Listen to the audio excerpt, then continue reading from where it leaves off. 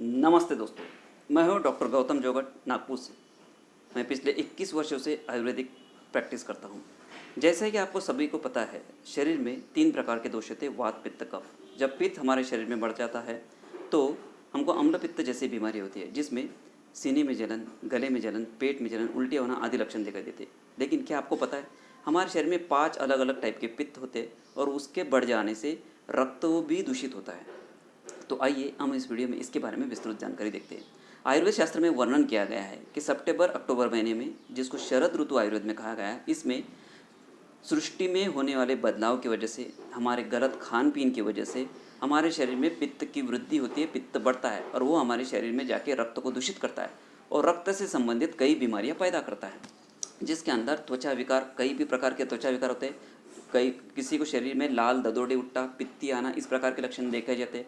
मुंह में बार बार छाले आना, हाथ पैरों के में जलन होना, खास करके टिप्स के ऊपर, फिंगर टिप्स में हाथ पैर में जलन होती है। उसके बाद फुंसी आना, फोड़े आना, एक्ने का प्रमाण बढ़ जाना, ड्राई स्किन होना, मुंह की टेस्ट नहीं समझ में आना या मुंह से दुर्गंध आना, बहुत ज़्यादा कभी कभी नाक में से ब्लीडिंग होना या फिर पीरियड्स के अंदर ब्लीडिंग ज़्यादा होना, लैट्रिन के में भी ज़्यादा ब्लीडिंग होना या फिर खून गिरना, और पित्त से संबंधित हेयर फॉल भी इस ऋतु में ज़्यादातर देखा जाता है।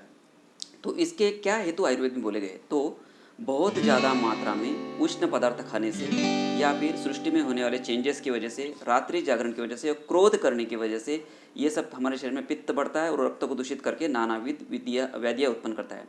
अब हम देखेंगे इसका क्या सोल्यूशन है। तो इसके अंदर सबसे पहले तो हमारे पित्त बढ़ जाने की वजह से अग्नि शरीर में मंद होती है, क्योंकि उसका द्रव गुण बढ़ता है। तो अग्नि मंद होने के बाद हमको कम आहार लेना चाहिए, यानी लंघन के आयुर्वेद में महत्व बोला गया है। तो इसलिए लंघन में कम खाना हमको बहुत ज़रूरी होता है, जिससे कि जितनी हमारी आहार पचन की शक्ति है उतनी ही मात्रा में खाना खाना चाहिए। उसके बाद धान की जो लाई होती है उसको पानी में घोल के उसका हम सत्तू बना के ले सकते हैं।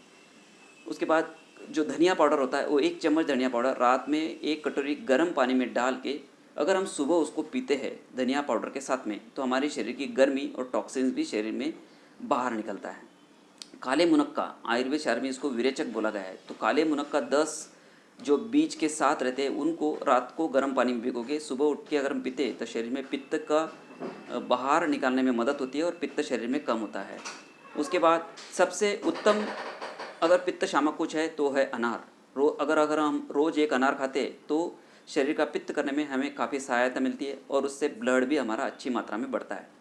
इस ऋतु में क्या है ऐसी चीज़ें जो बिल्कुल नहीं खाना चाहिए, जिसके अंदर है दही। दही खाने से हमारा पित्त और रक्त दूषित होता है, इसलिए दही इस ऋतु में बिल्कुल नहीं खाना चाहिए। उसके बाद धूप में कम जाना चाहिए। दिन में सोना इस ऋतु में स्ट्रिक्टली वर्ज्य किया गया है, यानी बिल्कुल नहीं सोना चाहिए।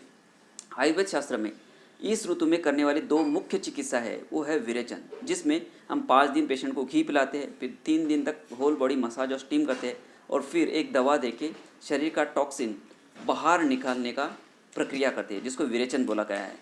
उसके बाद अगर रक्त का ज़्यादा प्रमाण में दूषित हो तो उसमें रक्त मोक्षण किया जाता है। आयुर्वेद के हिसाब से इस ऋतु में अगर रक्त मोक्षण किया जाता है तो बहुत ही हेल्पफुल रहता है। तो इसके अंदर हम ब्लड डोनेशन भी कर सकते हैं, जिससे हम संभाव्य होने वाली, इस महीने में होने वाली संभाव्य बीमारी से अपने आप को हम बचा सकते हैं। तो विरेचन और रक्त मोक्षण, ये 2 प्रक्रिया इस ऋतु में करने योग्य होती है। धन्यवाद।